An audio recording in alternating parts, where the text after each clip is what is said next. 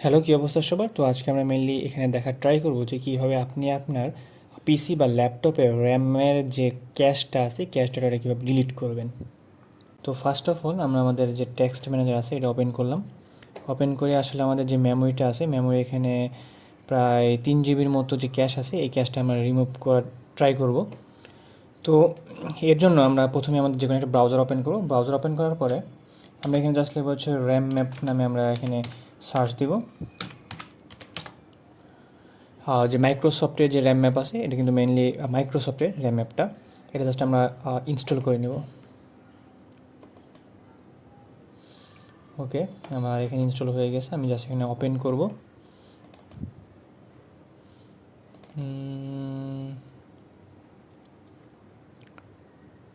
RAM map, ওকে আমি use দিলাম।